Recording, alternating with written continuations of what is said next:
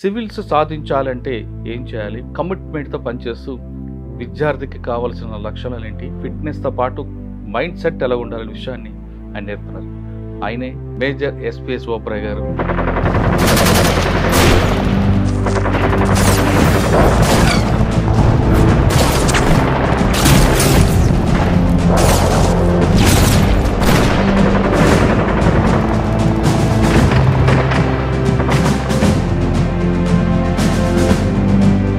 Major గారు మీకు చేసిన సర్వీస్ చెప్పండి. నేను 2004లో ఆర్మీ జాయిన్ అయ్యాను sir.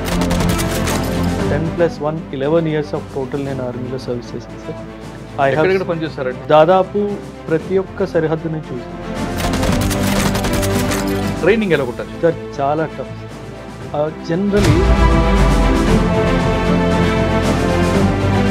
You enter the army as a boy, you exit as a man. SSB select అయిన వాడు is a true leader and he is a person who will never leave you in the heat of the battle. అందుకే చాలా పెద్ద tags Rahul Dravid కానివ్వండి, అమితాబ్ బచ్చన్ కానివ్వండి, షారూక్ ఖాన్ కానివ్వండి.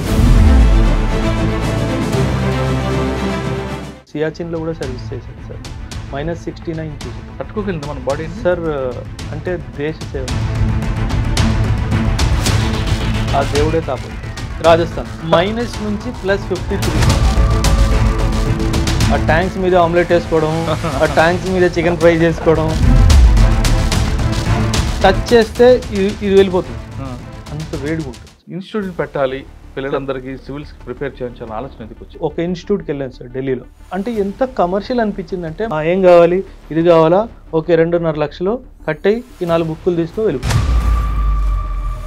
ప్రతి చోట నేను చూసింది ఓన్లీ కమర్షియల్ యాంగిల్ మాత్రం. బట్ అక్కడ జరిగింది మాత్రం స్టూడెంట్స్కి అన్యాయమే. ఫస్ట్ ఎక్కడ పెట్టారు? ఎంతమంది స్టూడెంట్స్తో స్టార్ట్ అయ్యారు? అశోక్ నగర్లో పెట్టాను సార్. ఫస్ట్ 2021 అయితే ఫౌండేషన్ క్లాసెస్ చెప్పలేదు. ఎవరెవరు ఎక్కడ మోసపోయినా సరే వాళ్ళ ప్రిపరేషన్లో మైనస్ ఐడెంటిఫై చేసి దాన్ని ప్లస్గా మార్చారు. బోర్డు మీద పెన్ను పెట్టకుండా ఇన్స్టిట్యూట్ నడిపిన వాళ్ళు కూడా ఇప్పుడు కూడా ఉన్నారు. అంటే మీరు లక్షల స్టూడెంట్స్ తీసుకొని, నేను ఈ సబ్జెక్ట్ మీద యూట్యూబ్ వీడియో చేశాను, ఆ యూట్యూబ్ వీడియో చూసుకోండి.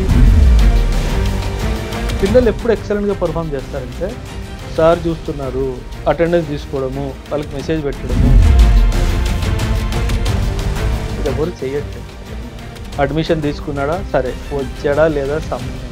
ఇంకో విషయం సార్, నా వీడియో అయినా సరే, ఏ వీడియో అయినా సరే, వీడియో చూసి మాత్రము ఏ ఇన్స్టిట్యూట్ జాయిన్, ర్యాంకర్స్ని చూసి మాత్రం ఏ ఇన్స్టిట్యూట్ జాయిన్ సార్. అక్కడికి వెళ్ళాక అక్కడ టెస్ట్లు ఏం జరుగుతున్నాయి, షెడ్యూల్స్ ఎలా జరుగుతున్నాయి, అక్కడ పిల్లలతో మాట్లాడిన తర్వాతే డబ్బులు కట్టండి. మీ దగ్గర వచ్చిన వాళ్ళకి ప్లాన్ బి ఉండి రమ్మంటారా? లేదు, క్రియేట్ చేస్తాను. ఎందుకంటే వాళ్ళలో స్ట్రెంగ్త్ ఐడెంటిఫై చేయాలి సార్. ఫస్ట్ వాళ్ళకి ప్లాన్ బి చూపించే బాధ్యత కూడా నాదే సార్. ఎందుకంటే యూపీఎస్సీ ప్రతి ఒక్క స్టూడెంట్ పాస్ అవ్వలేడు సార్. ప్లాన్ బిగా ఇంకేమైనా గవర్నమెంట్ సెక్టర్లో పెట్టుకోవాలా, ఇవన్నీ నేను చెప్తాను. ప్రిలిమ్స్లోనే పోయిన వాళ్ళకి ఏం చెప్తారు? Mentorship programme. పాస్ అయిన పిల్లల్ని నేను పట్టించుకోను సార్, నేను ఫెయిల్ అయిన పిల్లల్ని పట్టించుకుంటాను. నా గ్యాంగే వాళ్ళు సార్. ఎందుకంటే పాస్ అయిన వాడు పాస్ అయిపోతాడు సార్, ఫెయిల్ అయిన వాడిని పాస్ చేయించాలి సార్. అక్కడే కదా కిక్ వచ్చేది. గోల్డ్ని డైమండ్ చేయడంలో కిక్ లేదు సార్, స్టోన్ని డైమండ్ చేయాలి. అంటే వాడు చదవట్లేదు ఎంత చెప్పినా అది ఐడెంటిఫై చేసి వాళ్ళు ఆన్సర్లు రాయాలి, నేను గుడ్ రాయాలి, అది నా.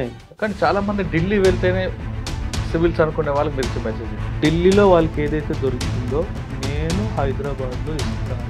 That's my promise. As a soldier I'm making it.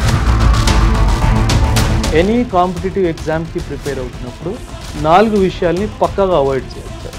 Crime, cinema, cricket, politics. ఈ 4 ఎవరైతే ప్రిపరేషన్ స్టేజ్లో అవాయిడ్ చేస్తారో ఎవ్వడు తన్ని ఆపు.